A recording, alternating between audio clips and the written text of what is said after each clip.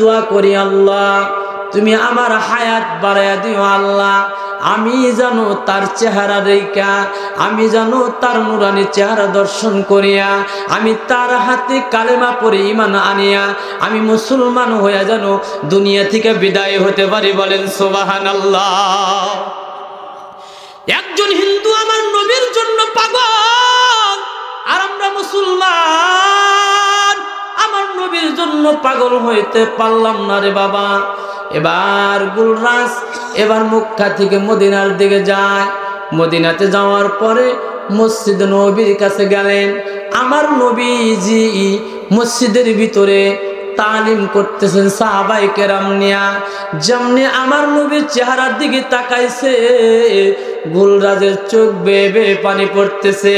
আহারে, যেই মানুষটার চেহারা এত সুন্দর, যেই মানুষটার চেহারার মধ্যে এত মায়া, মক্কার মানুষ কেমনে তার জাদুকর কয়, মক্কার মানুষ কেমনে তারে তারাইয়া দিল, আমার বুঝে আসে না। এই বলে গুলরাজ আমার নবীর চেহারার দিকে তাকাইয়া দুই চোখের পানি ছেড়ে কান্না করে, চোখের পানি দিয়া গুলরাজের বুকগুলো ভিজে যায়। আমার নবীর চেহারা দেখার জন্য এত পাগল গুলরাজ, একদিন দুই দিন নয়, আমার নবীকে দূর থেকে দেখে। আমার নবী কেমনে নামাজ পড়ে, আমার নবী কেমনে খানা খায়, আমার নবী টয়লেটে কেমনে যায়, সবগুলো একদিন দুই দিন না 7 দিন পর্যন্ত গুলরাজ তিনি সচক্ষে আমার নবীর এই সমস্ত আমলগুলো দেখলেন। আর তার বোঝার বেশি বাকি নাই। আমার নবী যখন কি করেন, তাহাজ্জুদের নামাজে দাঁড়ায়া দাঁড়ায়া কোরআনে কারীম তেলাওয়াত করতেছেন। আমার নবীর তেলাওয়াত গুলো শুনিয়া গুলরাজের দিলের ভিতরে আমার আল্লাহ পাক রব্বুল আলামিন কেমন যেন হেদায়েতের নূর গুলো ঢেলে দেয়। বলেন সুবহানাল্লাহ। আমার মায়ার আল্লাহ তার দিলের ভিতরে কেমন যেন হেদায়েতের নূর আমার আল্লাহ ঢেলে দেয়। এবার নবীজি যখন কোরআনে কারীম তেলাওয়াত করেন, হাদিস শরীফের মধ্যে আছে আমার নবী যখন কোরআনে কারীম তেলাওয়াত করে, এই তাহাজ্জুদের তেলাওয়াত গুলো বাতাসের বাড়ি লাগাইয়া আবু জেহেল, উতবা, সাইবা কাফেরদের ঘরে কানে যায় বাড়ি লাগতো। বলেন সুবহানাল্লাহ। তো কোরআন আবু জেহেল ঘুমে থাকতে পারতো না, কাফেররা ঘুমের ভিতর থাকতে পারতো না। আমার নবীর তেলাওয়াত গুলো তারা দাঁড়ায়া দাঁড়ায়া শুনতো। বলেন সুবহানাল্লাহ। আমার নবী যখন তাহাজ্জুদের নামাজে কোরআনে কারীম তেলাওয়াত শুনে রে মুসলমান, আমার নবীর তেলাওয়াত শোনার পর গুলরাজ দাঁড়ায়া দাঁড়ায়া কান্দে। আর যে তেলাওয়াতের ভিতরে জান্নাতি নূর পাওয়া যায়, এত মায়া তামাম দুনিয়ার মানুষ। দাউদ নবী যখন জাবর কিতাব তেলাওয়াত করতেন, পানির মাছগুলো স্থির হয়ে দাঁড়ায়া তেলাওয়াত শুনতো। আমার আল্লাহ পাক রব্বুল আলামিন দাউদ নবীর চাইতেও কোটি কোটি গুণ বেশি সুরলিত কণ্ঠ আমার নবীকে দান করেছিল। বলেন সুবহানাল্লাহ। তাহলে আমার নবীর তেলাওয়াত শোনার জন্য গুলরাজ কেন পাগল হবে না? এ মুসলমান ইমানদার যুবক ভাই, ও বৃদ্ধ বাবাজি, আম্মা জানেরা, দিলটা একটু নরম করিয়া দেন। এবার যখন আমার নবীজি নামাজ কমপ্লিট করার পর আমার নবীজি এবার মুনাজাত হাত উঠাইয়া দিছেন। হাত উঠানোর পর পিছন দিক থেকে যায়া গুলরাজ এবার মুনাজাত দিয়া তিনি ফোফায়া ফোফায়া কান্না করে, চোখের পানি ছেড়ে ছেড়ে কান্না করে। আমার নবীর পিছনে বসে গেছে। আমার নবী দেখে না। আমার নবীজি মুনাজাত কমপ্লিট করার পরে পিছন দিকে তাকায়া দেখে কে যেন একজন অপরিচিত লোক চোখের পানি ছেড়ে ছেড়ে কান্না করে, চোখের পানি দিয়ে বুক মোবারক বাসায় ফালাইয়া দিছে। মুনাজাত শেষ করার পরে রহমাতুল্লিল আলামিন নবী বলে, এ ভাই, তুমি কি জন্য কান্না করো? তুমি কি আমার আচরণে কষ্ট পাইছো কিনা? আমি তো তোমারে কোনো কিছু বলি নাই, আমার ব্যবহারে কোনো কষ্ট পাইছো কিনা? আমার মায়ার নবী কথা শোনার পর গুলরাজ ডাকতে বলে, ও আল্লাহর নবী, আপনি কি আল্লাহ রসুল? বলে, হ্যাঁ। ওগো নবীজি আমি এই জন্য কান্না করি না, আমি কান্না করি কি জন্য জানেননি? ওই কি জন্য কান্না করো? আপনি কি আল্লাহর নবী? বলো হ্যাঁ আমি আল্লাহর নবী। আমি আপনার কাছে একটা কথা বলতে চাই, যেই কথাটা হলো আপনার হাতের আঙ্গুলের ইশারায় চন্দ্র কি দুখণ্ড হয়েছে নাকি? এবার ডাক দা বলেন হ্যাঁ। আমার মায়ার নবী ডাক দা বলে গুলরাত, আল্লাহ তাআলার হুকুমে আবু জেহেল আমাকে বলেছিল পূর্ণিমা চাঁদের রাত্রে তুমি যদি তোমার হাতের আঙ্গুলের ইশারায় চন্দ্রকে দুখণ্ড করে দেখাইতে পারো, আমি তোমার হাতে কালেমা পড়ে মুসলমান হইয়া যাব। অমনি আমার আল্লাহকে ডাকতে বললাম মালিক, ওগো আমার আল্লাহ, আবু জেহেল বলে যদি হাতের আঙ্গুলের ইশারায় চাঁদটাকে দুখণ্ড করে দেখাইতে পারি, উনি নাকি কালেমা পড়ে মুসলমান হইয়া যাবে। আমি আমার মালিক আল্লাহকে ডাক দিয়া বললাম আল্লাহ তোমার হুকুমে হাত উঠাইয়া দিলাম, ওগো আমার মালিক আল্লাহ এই চন্দ্রটাকে দুখণ্ড করে দাও। অমনি আমার আল্লাহ আঙ্গুল উঠাইতে দেরি, চন্দ্রটা দুখণ্ড করে বাঁক করে দেখাইতে দেরি হয় না। আমার মায়ার নবী ডাকতে বলে ভাই তুমি কি জন্য কান্না করো? তোমার কান্নার কারণ কি? কয় আমি তো রাত্রের বেলায় আমি এইভাবে সরাসরি দেখি চন্দ্র দুখণ্ড হয়ে গেল, আবার একাই জোড়া লাগিয়া গেল। আমি তখন জ্যোতিষী আমি ডাক দিলাম, ডাক দেওয়ার পরে তারা বলল যিনি আখেরি নবী হবে মুহাম্মদুর রাসূলুল্লাহ, ওনার হাতের আঙ্গুলের ইশারায় চন্দ্র দুখণ্ড হবে। আমি দেখেছি, আমি দেখি মক্কাতে আসছি গো নবী, মক্কাতে আপনাকে পাইলাম না, মদিনায় আসছি। ওগো আল্লাহর নবী আপনি যে সত্য নবী আর আমার বুঝতে আমার বাকি নাই। ওগো মায়ার নবী, ওগো আল্লাহর পয়গম্বর, আপনার হাতে আমারে কালেমা পড়ায়া মুসলমান আপনি আমারে বানায়া দেন। আমার মায়ার নবী আমনে গুলরাজের হাত দিয়ে বাড়াইয়া আমার নবী ডাকদা বললেন গুলরাজ তুমি পড়ো আশহাদু আল্লা ইলাহা ইল্লাল্লাহু মুহাম্মাদুর রাসূলুল্লাহ সাল্লাল্লাহু আলাইহি ওয়াসাল্লাম। এই জন্যে মুসলমান ইমানদার আল্লাহ পাক রব্বুল আলামিন বলে যারা ঈমান আনছে, যারা ঈমান আনয়ন করছে তাদেরকে সুসংবাদ দাও কিসের? জান্নাতের। বলেন সুবহানাল্লাহ। এ মুসলমান ইমানদার, ঈমান যে কেমন দামি জানেন?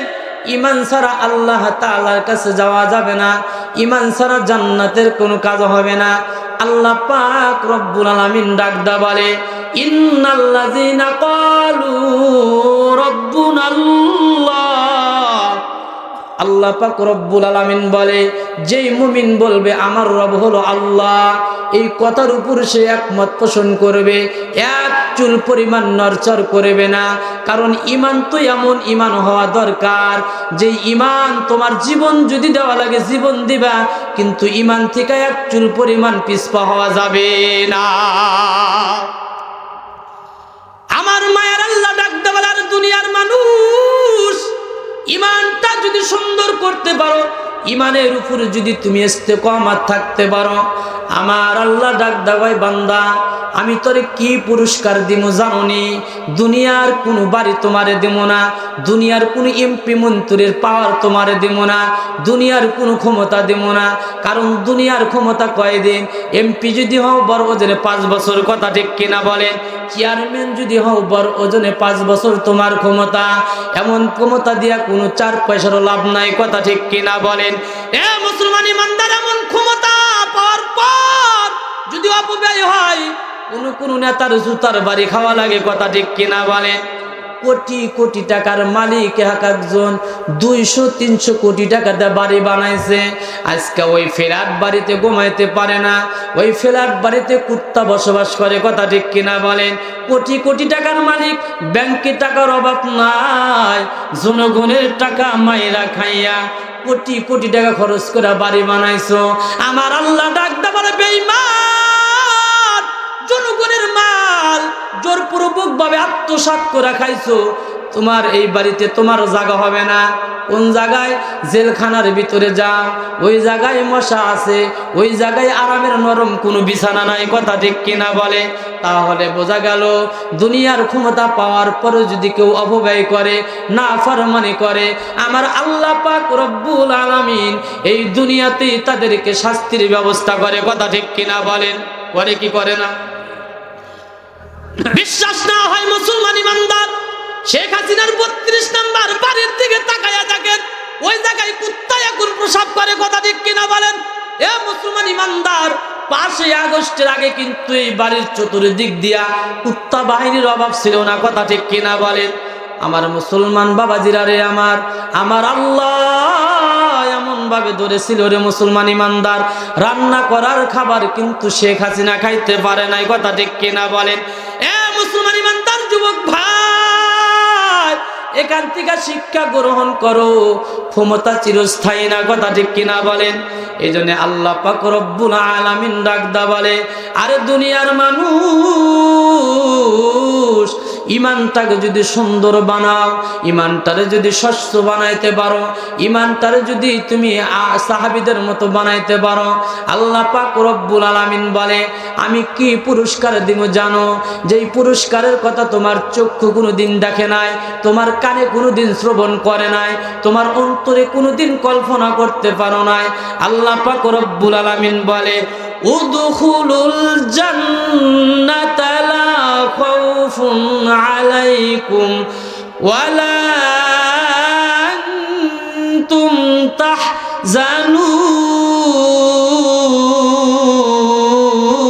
তাহজানুন।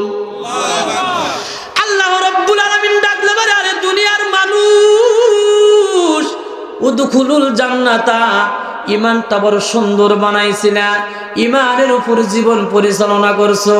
আমার মায়ার আল্লাহ ডাকদা বলে, দুনিয়ার ইমানদার, দুনিয়ার বান্দা, উদখুলুল জান্নাতা, তুমি জান্নাতে প্রবেশ করো, তোমার কোনো ভয় নাই, কোনো টেনশন নাই, কোনো পেরেশানি নাই। ইমানদারের দুনিয়াতেও কোনো ভয় নাই, আখিরাতেও কোনো ভয় নাই, পুলসিরাতেও কোনো ভয় নাই, জাহান্নামের ভিতরেও কোনো ভয় নাই। কারণ ইমানটা যার সুন্দর হবে, আমার মায়ার নবী বলেন জাহান্নামের উপর পুলসিরাত বসানো থাকবে যাদের ইমানটা বড় সুন্দর। রহমাতুল লিল আলামিন নবী বলেন জাহান্নামের উপরে পুলসিরাত বসানো থাকবে। ইমানদার বান্দা যখন পুলসিরাতে উঠবে, জাহান্নামের আগুন তখন নিভে যাবে, নিভে যায় কান্না করে বলবে, ও ইমানদার, এও তুমি আল্লাহর উপর ঈমান আনছো, আল্লাহকে রব বানাই। আবার এই দেশের বড় বড় বুদ্ধিজীবী নাস্তিক যারা আছে, তার পক্ষে সাফাই গায়, নাউজুবিল্লাহ বলে। আমি আপনাদেরকে বলবো, যারা সুদ খায়, ঘুষ খায়, সুদের সাক্ষী থাকে, লেনদেন করে, টাকা গোনে, সবাই এক গুনাহ। কথা ঠিক কিনা বলেন? নাস্তিক যারা, আল্লাহকে যারা গালি দেয়, আল্লাহকে নিয়ে যারা বাজে মন্তব্য করে, যারা তার পক্ষে সাফাই গাবে, সবারই একই গুনাহ হবে। কথা ঠিক কিনা বলেন? সবারই ঈমান চলে গেছে। আল্লাহকে যারা গালি দেয়, আল্লাহকে যারা মুনাফিক বলে, তাদের ঈমান থাকেনি? ঈমান থাকে? আজকে আমাদের দেশে যারা বড় বড় নেতা আছে, ভোটের জন্য এই নাস্তিক, বেঈমান, ইহুদিদের দালাল, তাদের পক্ষে সাফাই গায়। কথা ঠিক কিনা বলেন? আর এক বুদ্ধিজীবী ফরহাদ মাজাহার, খ্রিস্টানদের রেজেন্ট, এই দালাল বলে কয় প্রয়োজন হয় আমি তাকে মুক্তি করার জন্য আমি মানিকগঞ্জ যাব, তারপরেও তারে কি করতে হবে? জেলখানা থেকে মুক্তি দিতে হবে। তুমি মুসলমান দাবি করার পরে একজন নাস্তিক, একজন মুরতাদ, হ্যাঁ, আল্লাহর চাইতে কি বোঝা যায় বাউলের মহব্বত তোমার দিলের ভিতরে বেশি। কথা ঠিক কিনা বলেন? অথচ হাদিসের মধ্যে আছে, ক্বালান নবী সাল্লাল্লাহু আলাইহি ওয়াসাল্লাম লা ইউমিনু আহাদুকুম হাত্তা আকুনা হাব্বা ইলাইহি মিন ওয়ালিদিহি ওয়া ওয়ালাদিহি ওয়ান নাসি আজমাইন। রাহমাতুল লিল আলামিন নবী বলেন, এ দুনিয়ার মানুষ, তুমি পরিপূর্ণ মুসলমান যদি হতে চাও, ততক্ষণ পর্যন্ত পরিপূর্ণ ইমানদার হতে পারবা না যতক্ষণ পর্যন্ত তোমার দিলের ভিতরে আল্লাহ এবং আল্লাহ রাসূলের মহব্বত, তোমার মা বাবার চাইতে, তোমার বন্ধুর চাইতে, সকলের চাইতে যখন তোমার দিলের ভিতরে আল্লাহ এবং আল্লাহ রাসূলের মহব্বত বেশি না হবে, ততক্ষণ পর্যন্ত তুমি পরিপূর্ণ ঈমানদার মুসলমান হতে পারবা না। আজকে বাউল ফাউল নাস্তিক বেঈমান আমার আল্লাহকে গালি দেয়, আমার আল্লাহকে মুনাফিক বলে, আমার আল্লাহকে নিয়ে বাজে মন্তব্য করে। আজকে তোমরা তাদের পক্ষে সাফাই গাও মুসলমান হওয়ার পরে। তাহলে বাউল আল্লাহকে গালি দিয়া যেরকম নাস্তিক হয়ে গেছে, তুমি তার পক্ষে স্লোগান দিয়া তার পক্ষপাতিত্ব হওয়ার কারণে তুমিও নাস্তিক হয়ে গেছো। কথা ঠিক কিনা বলে? এই জন্য মুসলমান ইমানদার, এরা নিজেকে মুসলমান দাবি করে, ইমানদার দাবি করে, আসলে প্রকৃতপক্ষে তারা ইমানদার না, এরা হলো নাস্তিক, ইহুদি খ্রিস্টানদের দালাল। কথা ঠিক কিনা বলে? এই জন্য মুসলমান ইমানদার আল্লাহ পাক রব্বুল আলামিন ডাকদা বলে, এ দুনিয়ার মানুষ, ইমান যদি আনো আমিনু কামা আমানান নাস। আল্লাহ পাক রব্বুল আলামিন বলে, ইমান আনো তোমরা মানুষেরা যেভাবে ইমান আনছে। এখানে মানুষ দাঁড়ায়, তাফসিরের মধ্যে মুফাসসিরিনে কেরাম লেখেন সাহাবায়ে কেরামের ইমান তো এমন ইমান, সাহাবায়ে কেরাম জীবন দেবে কিন্তু বেঈমানের সামনে মাথা নত করবে না। কথা ঠিক কিনা বলে? কোন জালেমের সামনে মাথা নত করবে না, যত বড়ই ক্ষমতা দল হোক না কেন। আমার ইমানদার বান্দা যারা, তারা বাতিলের সামনে কোনোদিন মাথা নত করবে না। তার বাস্তব একটা উদাহরণ দিলে আপনাদের বুঝা আসবে সাহাবায়ে কেরামের ইমানের কত বড় দাম, তাদের ইমানের কত মূল্য ছিল। এই জন্যই তো আল্লাহ পাক রব্বুল আলামিন সাহাবায়ে কেরামের ইমানের উপর রাজি হইয়া, খুশি হইয়া আল্লাহ তাআলা কোরআনে কারীমের আয়াত নাযিল করিয়া আমার আপনার নবীকে জানায়া দেয়, ও আমার হাবিব, ও আমার দোস্ত, আপনার সাহাবায়ে কেরাম এমন সুন্দর ঈমান গ্রহণ করেছে, আমি আল্লাহ তাদের উপরে রাজি হইয়া, আমি আল্লাহ তাদের উপরে খুশি হইয়া গেছি। বলেন সুবহানাল্লাহ। সাহাবীদের ঈমান কেমন দামি আমি আপনাদেরকে একটা ঘটনা বলবো। ফারুক আযম হযরত ওমর রোমানদের বিরুদ্ধে সাহাবীদের একটা জামাত হযরত হুযায়ফার নেতৃত্বে পাঠায়া দিলেন। এবার রোম সম্রাটের রাজা সাহাবীদের ইমানের কথা শুনিয়া তিনি আশ্চর্য হয়ে যাইতেন, হতবাক হয়ে গেতেন। কারণ সাহাবায়ে কেরামের ইমান তো এত সুন্দর ইমান, তারা বাতিলের সামনে কোনো মাথা নত করে না, কোনো রাষ্ট্রপ্রধানের সামনে মাথা নত করে না। এ মুসলমান ইমানদার যুবক ভাই, আল্লাহর নবী সাহাবী হুযায়ফার নেতৃত্বে একটা জামাত যখন রোম সম্রাটে গেলেন, রোম সম্রাটের রাজা রাস্তার মোড়ে মোড়ে তার প্রশাসনকে নিয়োগ করে রেখে দিয়েছে। যখনই কোনো মুসলমান, কোনো সাহাবী রোমের ভিতর প্রবেশ করবে, তাদেরকে জীবিত অবস্থায় গ্রেফতার করে আমার কাছে তোমরা পৌঁছায় দেবা। সাবধান, তোমরা কিন্তু তাদেরকে আঘাত করবা না, তাদের কিন্তু কিছু বলবা না। এবার হুযায়ফা এবং তার সাথীরা যখন রোমের ভিতরে ঢুকলেন, ঢোকার পর এবার মুসলমানদেরকে রোম সম্রাটের বাহিনী তাদেরকে গ্রেফতার করে রোম সম্রাটের রাজার কাছে হস্তান্তর করলেন। এ মুসলমান যুবক ভাই, এবার রোম সম্রাটের রাজা হুযায়ফাকে ডাকতে বলে, নবীর সাহাবী, এবার আমি তোমার একটা কথা বলতে চাই। কি কথা বলেন? আমি তোমাকে রোমের অর্ধেক রাজত্ব দিয়া দেব, এমনকি আমার সুন্দরী মেয়েকে তোমার কাছে বিয়ে দিয়ে দিব। তুমি খ্রিস্ট ধর্ম গ্রহণ করো, ইমানকে ছেড়ে দেয়া দাও। এ মুসলমান ইমানদার হুযায়ফা তখন ডাক দিয়ে বলে, আরে রোমের কুত্তা, তুমি মনে করতেছো তোমার তরবারের ভয় দেখালে আমি আমার ইমানকে ছেড়ে দিব? তুমি জানো না? হুযায়ফা ডাক দিয়ে বলে, আরে রোমের কুকুর, তুমি শোনো, তুমি মনে করতেছো রোমের অর্ধেক রাজত্ব দিলে, তোমার মেয়েকে বিয়ে দিলে আমি ইমানকে ছেড়ে দিব? গোটা রাজত্বই তুমি যদি আমারে দান করো, আল্লাহর কসম করে বলতে পারি 1 সেকেন্ডের জন্য ইমান ছাড়তে আমি রাজি না।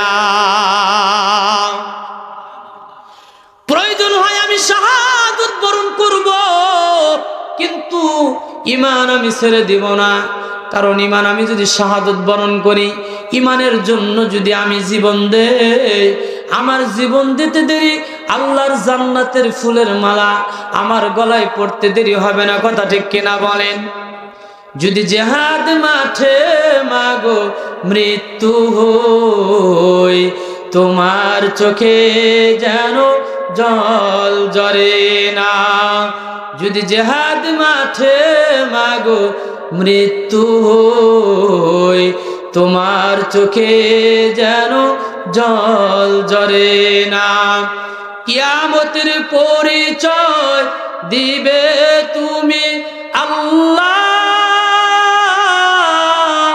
আমি শহীদের মা। যদি জিহাদ মাঠে মাগো মৃত্যু হই, তোমার চোখে যেন জল ঝরে না। বলেন মারহাবা। হুযায়ফা ডাকতে বলে, গোটা রাজত্ব তুমি যদি আমারে দিয়ে দাও, আল্লাহর কসম করে বলি এক সেকেন্ডের জন্য আমি ঈমান ছেড়ে দিব না। আমার জীবনের চাইতে ঈমানের দাম কোটি কোটি গুণ বেশি। বলেন সুবহানাল্লাহ।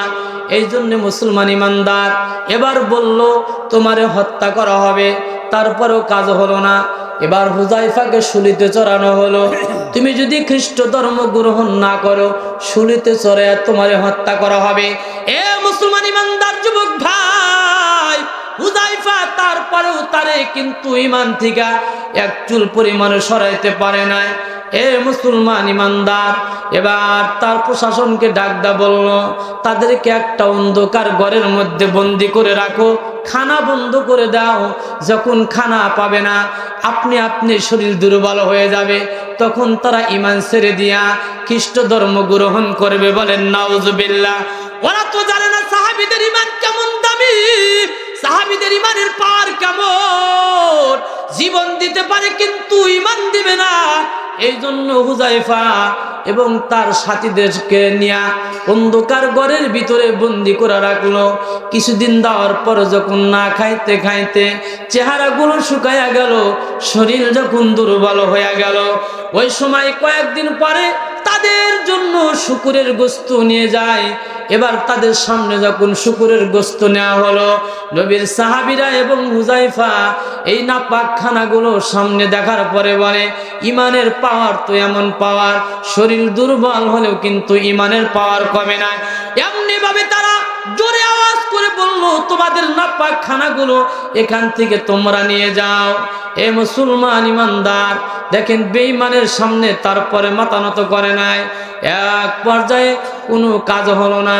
এবার রোম সম্রাট বলল, সুন্দর এক বেশ্যা মহিলাকে, সুন্দরী এক যুবতী মেয়েকে সাজাইয়া উলঙ্গ করিয়া তাদের সামনে ছেড়ে দাও। বলেন নাউজুবিল্লাহ। কয় মুসলমানরা তো নারীর পাগল, তাদের সামনে সুন্দরী যুবতী নারী সাজাইয়া উলঙ্গ করে সামনে ছেড়ে দাও। উলঙ্গ নারী যখন তাদের সামনে যাবে, তারা নারীর পাগল হইয়া ঈমান ছেড়ে দেয়া খ্রিস্ট ধর্ম গ্রহণ করবে। এবার যুবতী এক সুন্দরী নারীকে সাজাইয়া উলঙ্গ করে হুযায়ফা এবং তার সাথীদের সামনে আইনা দাঁড় করাইয়া দিল। আল্লাহ নবী সাহাবীরা সাথে সাথে নামাজে দাঁড়াইয়া গেছে। নামাজে দাঁড়াইয়া কোরআনে কারীম তেলাওয়াত করে নামাজের মধ্যে মজা পায়। হাদিসের মধ্যে আসছে, আল্লাহর নবী বলে, যখন কোনো বান্দা নামাজের মুসাল্লায় দাঁড়াইয়া যায়, নামাজের ভিতরে যখন মনোযোগ দিয়া দেয়, তখন আর এই বান্দাদের আর দুনিয়াবি কোনো খেয়াল, কোনো চিন্তা ভাবনা তার দিমাগের ভিতর থাকে না। এবার নবী সাহাবীরা নামাজে যখন দাঁড়াইয়া গেছেন, নামাজে দাঁড়ানোর পর তেলাওয়াত করতেছে, নামাজের ভিতর মজা, নামাজের ভিতর মজা পাইতেছেন। কোনো ফরসুত নাই তাদের, কোনো দিকে কোনো নজর নাই। ওই উলঙ্গ বেশ্যা মহিলারা দীর্ঘদিন পর্যন্ত দাঁড়াইয়া দেখে, তারা কোনো কথা বলে না, কোনো দিকে কোনো তাকায়ও না। এই জায়গায় আমি কি পাথরের সামনে দাঁড়ায় রয়েছি, না গাছের সামনে আমি দাঁড়াইয়া রয়েছি। এই জন্য সেই মহিলাটা চলে গেছে, বাদশার কাছে যায় ডাকদা বলে, আপনি কি আমার কাছে পাথরের কাছে পাঠাইছেন, না কোনো গাছের নিকট আমাকে পাঠাইয়া দিছেন? বলে কেন? ওই ব্যক্তি কোনো কথাও বলে না, কোনো দিকে কোনো নজর দেয় না। এবার রোম সম্রাটের রাজা চিন্তা করে দেখলো এবারও কোনো কাজ হবে না। কয়েকটা কড়াইয়ের ভিতরে তেল গরম করো, তেল গরম করো। এ মুসলমান ইমানদার, এবার কড়াইয়ের ভিতরে তেল ডালিয়া জ্বলন্ত আগুনের ভিতরে যখন তেল গরম করতেছে, এ মুসলমান ইমানদার, তেলগুলো যখন গরম হয়, তেলগুলো যখন উতলায় উতলায় উপরের দিকে ওঠে, হুযায়ফা এবং তার সাথীদেরকে উপস্থিত করা হলো। ডাক দেওয়ালে, হুযায়ফা এখনো সময় আছে, ইমানকে ছেড়ে দিয়া খ্রিস্ট ধর্ম গ্রহণ করো, নইলে কিন্তু গরম তেলের ভিতর পোড়াইয়া দেব। এ মুসলমান ইমানদার, এবার ডাক দেওয়া বলে, না না, কাজ হবে না। দুইজন সাহাবীকে এবার গরম তেলের ভিতরে যখন ফেলে দেওয়া হলো, এ মুসলমান ইমানদার যুবক ভাই, গরম তেলের ভিতরে দেওয়ার পর সাথে সাথে শরীর থেকে গোস্তগুলো আলাদা হয়ে যায়। আলাদা হওয়ার পর হুযায়ফাকে ডাক দিয়া বলে, তুমি যদি ঈমান না ছেড়ে দাও, তোমাকেও গরম তেলের মধ্যে ফেলে দেওয়া হবে। হুযায়ফা চোখের পানি ছেড়ে কান্না। এবার রোম সম্রাট রাজা মনে করেছে তার বুঝি মরণের ভয় এসে গেছে, এখন মনে হয় ঈমান ছেড়ে দেওয়ার সময় এসে গেছে। এবার ডাক দেওয়া বলে, হুযায়ফা তুমি কি জন্য কাঁদো, কান্নার কারণ কি? হুযায়ফা ডাক দেওয়া বলে, জানো না আমি এই জন্য কান্না করি, আমার মাত্র একটা জীবন, আমি হুযায়ফার একটা জীবন, একটা জীবন যদি একবার আমি তেলের ভিতর দিয়া দেই, একবারই আমি শাহাদাত বরণ করব। আমি এই জন্য কান্না করি, আমি হুযায়ফার যদি শরীরের পশম পরিমাণও আমার আল্লাহ তাআলা আমার জীবন দিত, আমি প্রত্যেকটা জীবন এই তেলের ভিতরে দিয়ে দিতাম। বলেন সুবহানাল্লাহ। আমি দেখতেছি কারণ তেলের ভিতরে আমার জীবন দিতে দেরি, আল্লাহ তাআলার পক্ষ থেকে জান্নাতের ফুলের মালা আমার গলায় পড়তে এক মুহূর্তেও দেরি হবে না। বলেন সুবহানাল্লাহ। এ মুসলমান ইমানদার যুবক ভাই, এবার সম্রাট রাজা হুযায়ফাকে ডাক দিয়ে বলে, তুমি এবার কি করো, আমার কপালে একটা চুমা লাগাইয়া দাও। হুযায়ফা ডাক দেওয়া বলে, আপনার কপালে আমি চুমা দিতে পারি, আমার সঙ্গে যারা সংগ্রাম করতে গিয়া, আমার সঙ্গে ইসলামী আন্দোলন করতে গিয়া যারা জেলের ভিতরে আবদ্ধ হয়েছে, বন্দী হয়ে গেছে, আর তাদেরকে যদি আপনি মুক্তি দিয়া দেন, তাহলে আপনার কপালে আমি চুমো দিতে পারি। রোম সম্রাট রাজা রাজি হয়ে গেল। এবার হুযায়ফা তার কপালের উপরে একটা চাদর অথবা রুমাল রাখিয়া, তার কপালে চুমো দেওয়ার নিয়ত না, রুমালের উপরে নিয়ত করে চুমা লাগাইয়া দিলেন। হুযায়ফা এবং তার বন্দী সাথীদেরকে নিয়ে যখন মদিনাতে গেলেন, যাওয়ার পর হযরত ওমর ডাক দিয়া বললেন, মদিনার প্রত্যেকটা মানুষের উচিত হলো হুযায়ফার কপালে চুম্বন করিয়া সম্মান করা। আর হযরত ওমর ডাক দিয়া বলে, এই সূচনা আমি হযরত ওমর শুরু করলাম।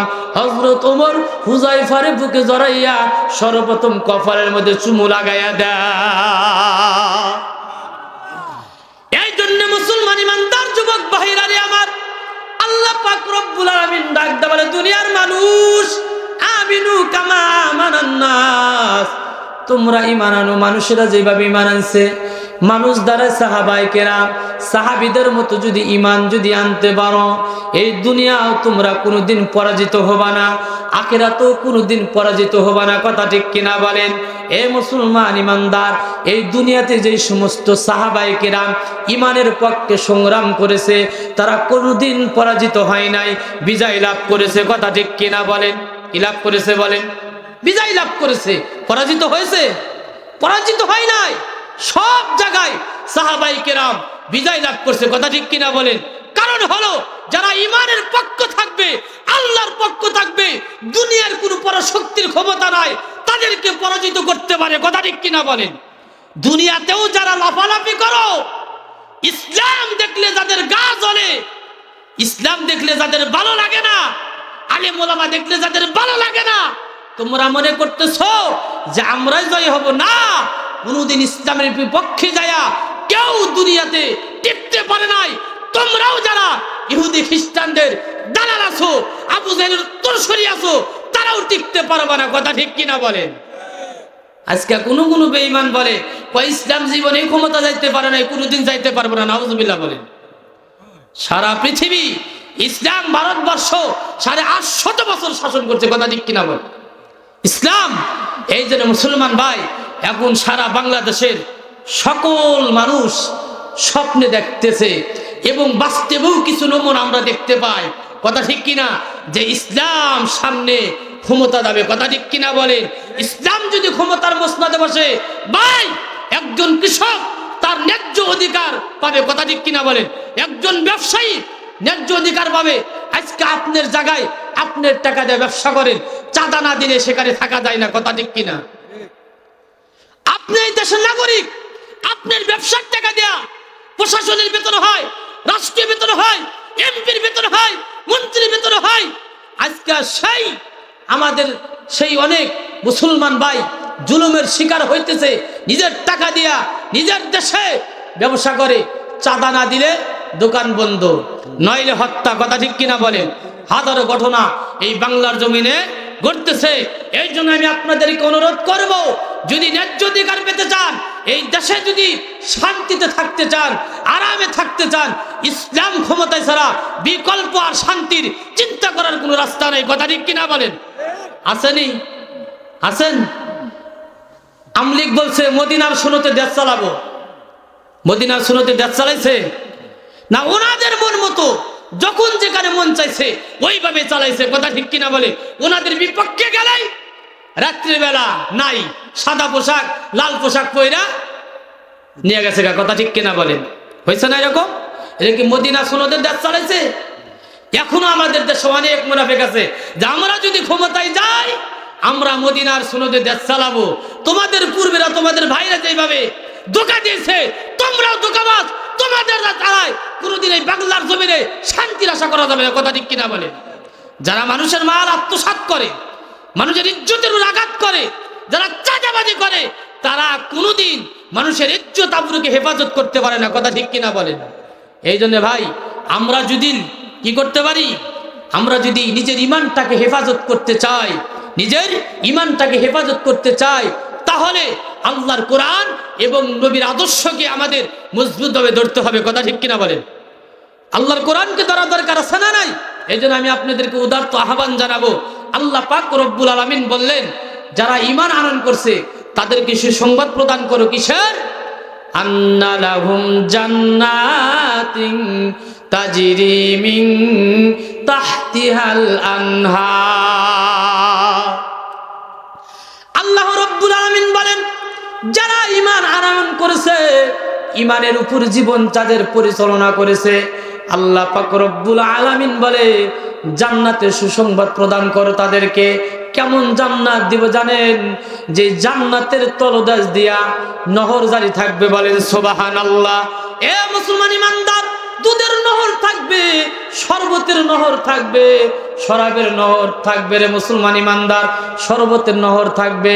এই জন্য মুসলমান ইমানদার, এই দুনিয়ার বুকে যারা ইমানটা সুন্দর করিয়া, আমলটাকে সুন্দর করিয়া দুনিয়া থেকে বিদায় হয়ে যাবে, আল্লাহ পাক রব্বুল আলামিন তাদের জন্যই এই নহর জাতীয় জান্নাত, তাদের জান্নাতে নিজ দেয়া নহর জারি থাকবে, শরাবের নহর থাকবে। দুনিয়াতে শরবত পান করলে এই শরবতের মজা এক রকমের থাকে। কথা ঠিক কিনা বলে? কিন্তু জান্নাতের শরবত আল্লাহ দিবেন, ওই জান্নাতের শরবতের ভিতরে হাজার রকমের মজা থাকবে। বলেন সুবহানাল্লাহ। এ মুসলমান ইমানদার, দুনিয়াতে আপেল খান, এক আপেলের মজাই পান। কথা ঠিক কিনা বলেন? একটা পেয়ারা খান, একটা পেয়ারার মজাই পান, অন্য কোনো মজা নাই। আঙ্গুর খাইলে একটা আঙ্গুরের মজাই। কথা ঠিক কিনা বলেন? একটা বেদনা খাইলে একটা বেদনার মজাই পান, একটা ডালিম খাইলে ডালিমের মজাই পান। আমার আল্লাহ ডাকতে বলে, আর দুনিয়ার মানুষ, ও ইমানদার বান্দা বান্দি, কিন্তু জান্নাতের ভিতরে যে আপেলটা তোমাকে দেওয়া হবে, এই জান্নাতের আপেল দেওয়ার পরে জান্নাতীরা ডাকদা বলবে, আল্লাহ, ওগো আমার মালিক, এই আপেল তো দুনিয়াতে কত খাইছি। আল্লাহ ডাকদা বলে দুনিয়াতে আপেল খাইছো ঠিকই আছে, কিন্তু একটা আপেল খাইছো, এক আপেলের মজা পাইছো, কিন্তু এই জান্নাতের আপেলের ভিতরে হাজার রকমের মজা থাকবে। বলেন সুবহানাল্লাহ। ডাক দিয়ে বলবে আল্লাহ আঙ্গুর তো দুনিয়াতে কতই খাইছি, আবার তুমি জান্নাতে আঙ্গুর দিলা। আল্লাহ পাক রব্বুল আলামিন ডাক দিয়ে বলবে ও বান্দা তুমি দুনিয়াতে আঙ্গুর খাইছো, ওই আঙ্গুরের একটা মজাই পাইছো, আর দ্বিতীয় কোনো মজা নাই। কথা ঠিক কিনা বলেন? না আঙ্গুরের ভিতরে পেয়ারার মজা পাবেন, মালটার মজা পাবেন, নাকি আনারসের মজা পাবেন? না না, আঙ্গুরের ভিতরে আঙ্গুরের মজাই। কথা ঠিক কিনা বলেন? আল্লাহ রাব্বুল আলামিন ডাকদা বলে পৃথিবীর মানুষ তুমি যে আঙ্গুর দুনিয়াতে খাইছো আমি জানি, আর জান্নাতের আঙ্গুর হলো, জান্নাতের আঙ্গুর খাবা, এটার ভিতরে হাজার রকমের মজা আমি আল্লাহ পাক দিয়া রাখছি। বলেন সুবহানাল্লাহ। এই জন্য দুনিয়াতে যারা ইমানের উপর জীবন পরিচালনা করবে, আমলের উপর জীবন পরিচালনা করবে, আল্লাহ পাক রব্বুল আলামিন বলেন আমি তাদেরকে জান্নাত দিব, যেই জান্নাতের তলদেশ দিয়া নহর জারি থাকবে। বলেন সুবহানাল্লাহ। এই জন্য আল্লাহ পাক রব্বুল আলামিন আমাদের সকলকে ঈমান এবং আমলের ভিত্তিতে জীবন পরিচালনা করার তৌফিক দান করুক। আল্লাহুম্মা আমিন বলেন।